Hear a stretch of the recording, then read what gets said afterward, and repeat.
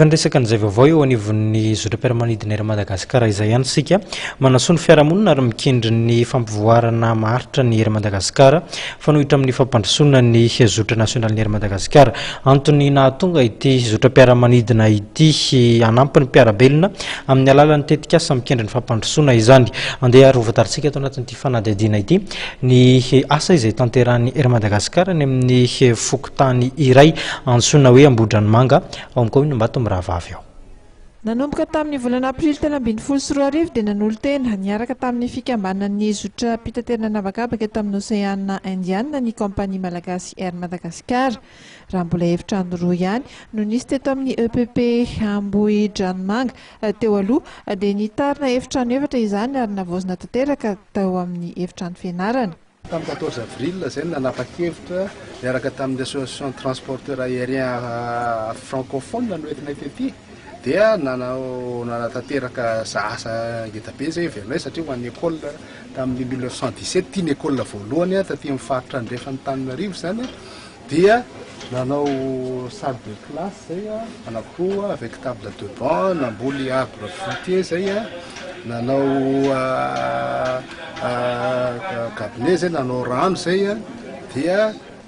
mbola tsy tapitra eo letsika fa nanaraka koa ny fondation BOA zany manao salle de classe koa zareo manao cantine scolaire manao centre médical dia mbola ho avy koa ny biblioteka zay hoe hitaritanay ny olona rehetrarehetra zany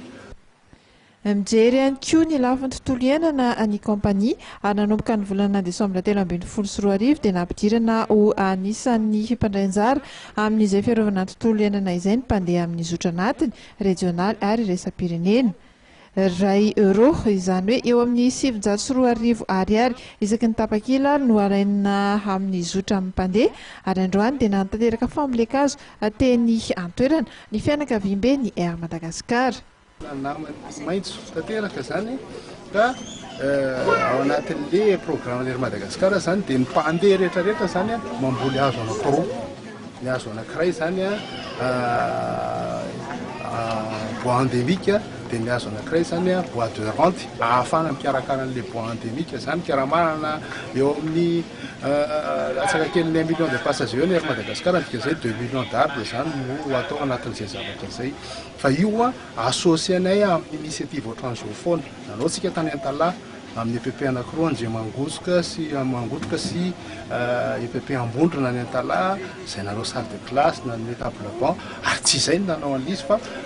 miantso ny opérateur rehetrarehetra zay le mahafanohitra ny Air Madagasikara dia manaraka daholo ny olona rehetrarehetra eto zany dia hazo fihinam-boa zany natao eo amin'ny 3000 pieds 3 zany isan'ny fototra hazo fihinam-boa miaraka amina ravitsara zay nataontsika eto androany zany fa amin'ny cadre na cantine scolaire atao eto koa zany dia misy fambolena légumes zany dia miantso an'le association an'ny femme indray zany zay le vehivavy ety amin'ny tanàna mba hiaraka ifandrompona ambola an'le légumes.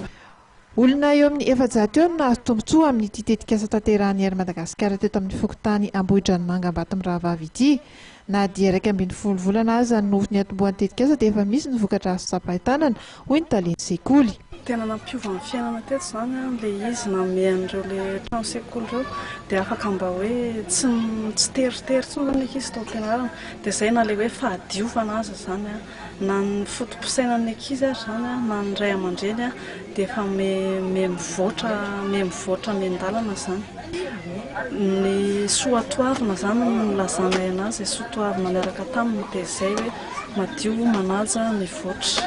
Mihoatra hatrany amin'ny 900 ny vokam-panadinana CEP eto amin'ity EPP ity ampianarana ny ankizy eto hanajany tontolo iainana mikajy ny fahadiovana ireo ray aman-dreny dia hita fa efa hataratry ny fiovana. Nampiovan'ilay ankizy tena izy mampiovana inona tena hitana ray aman-dreny ny io Fahadiovana fahalalam-pomba maniry zany nareo mbola hitohizana izy ve? Ny zany tena marina zandriko mianatra fa tsy zany ny zanako mbola kely dia ena aminay izy mipetraka. Inona le fiovana hitanao? Tena mahay le ankizy aloha izay tena sady mahalala fomba.